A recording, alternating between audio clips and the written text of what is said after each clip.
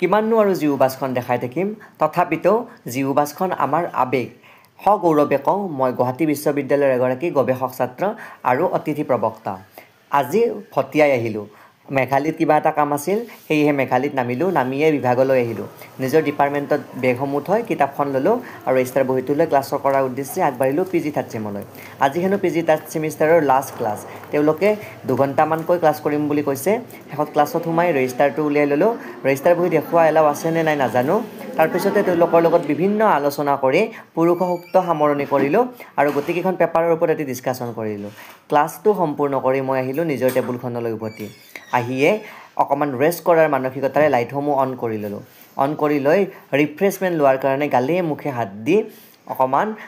পৰম আৰাধ্যগৰাকীক স্মৰণ কৰি ল'লোঁ লৈ উঠিয়ে আপোনালোকৰ ফালে চালোঁ তিৰিং তাৰাংকৈ এইফালে সিফালে চাই কি কৰিম বুলি ভাবিলোঁ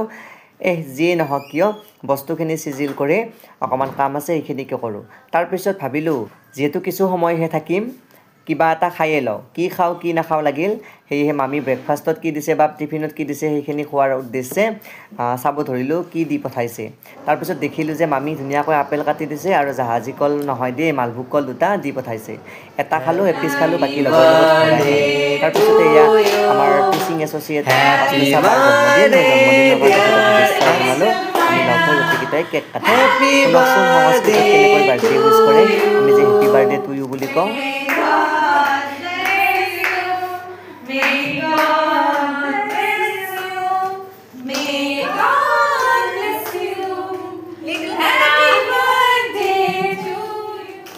शुभ जन्मदिनं तुभ्यं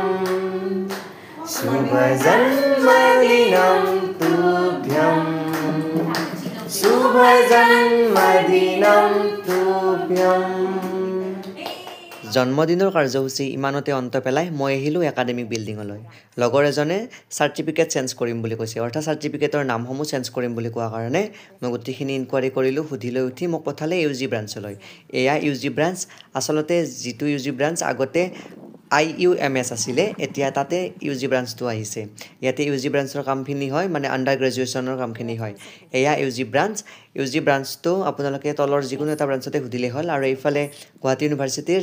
প্ৰেছ যিটো জিউ প্ৰেছ বুলি কয় এইটো জিউ প্ৰেছ ইয়াতে আপোনালোকে বস্তুবিলাক প্ৰকাশ কৰিব পাৰে আৰু এইফালে